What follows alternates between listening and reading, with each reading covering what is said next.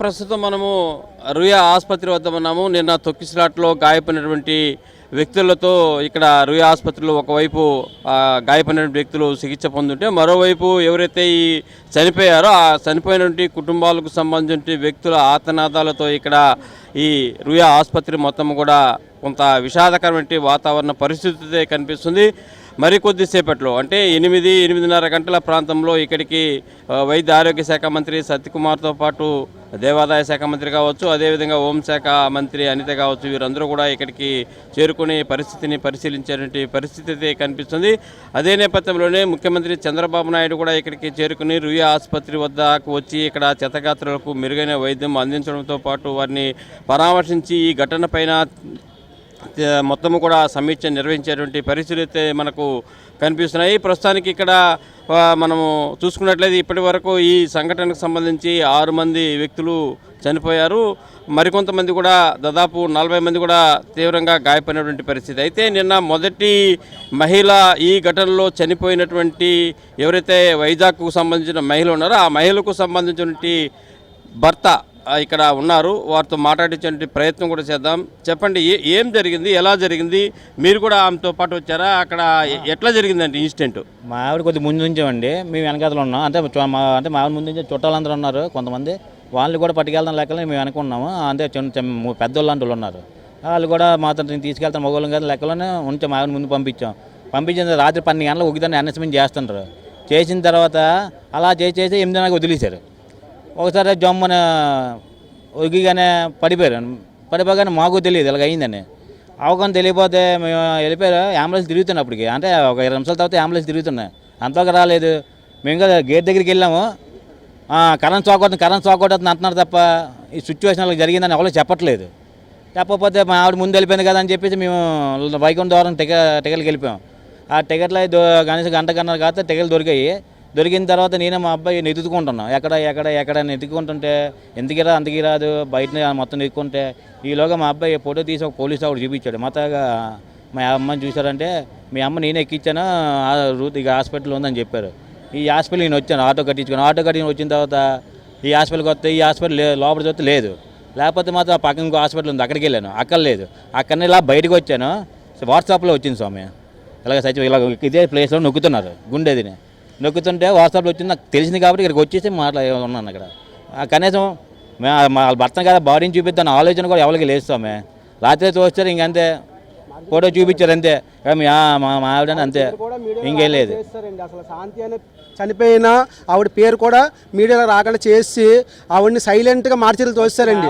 అంటే గల్లం చేసేద్దామని తోస్తారో లేకపోతే ఆవిడ అసలు భూమి మీద అసలు పుట్టిందా లేదని కూడా జనాలు తెలియకుండా చేస్తారన్నమాట. అలాగా మార్జిలు తోసి భర్తకు చెప్పలేదు, పిల్లడికి చెప్పలేదు, ఎవరు చెప్పకుండా ఇంటిమేషన్ ఇవ్వకుండా మార్జిలు తోసి సైలెంట్గా గల్లం చేసేద్దాం చేశారు సార్. అది అంటే ఒక బాడీ కదా గల్లం చేసేద్దాము ఎవరి మీద నిందలు రాకుండా అంత పోలీసులు డ్యూటీ బాగా చేశారని చెప్పొచ్చు అని అనుకున్నారు. కానీ తర్వాత క్రమంగా అంటే మిగతా వాళ్ళ పరిస్థితి స్టేబుల్గా ఉందా, ఎట్లా ఉంది?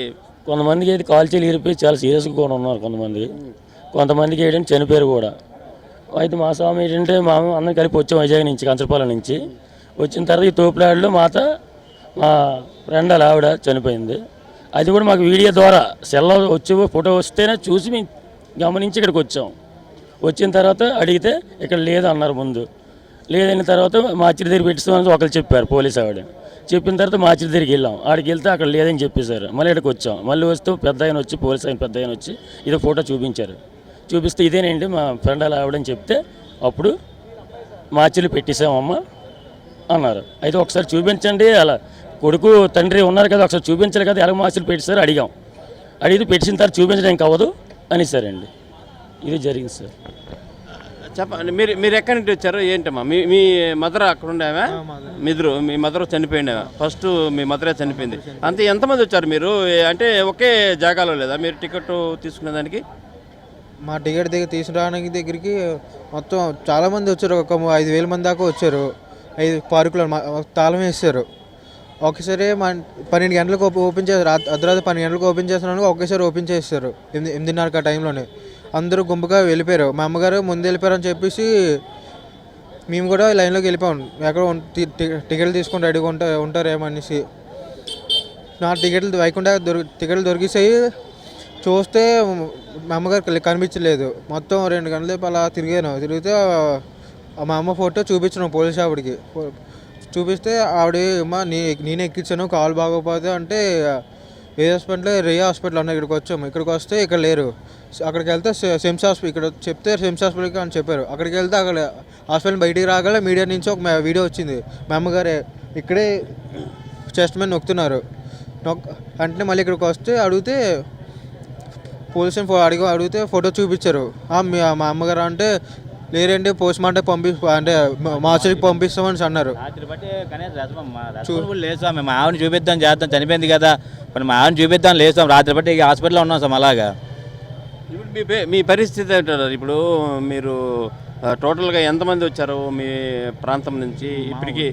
వచ్చారు కానీ వాళ్ళందరూ వెళ్ళిపోయారు స్వామి. ప్రజెంట్ మా 4 ఉన్నాం ఇక్కడ.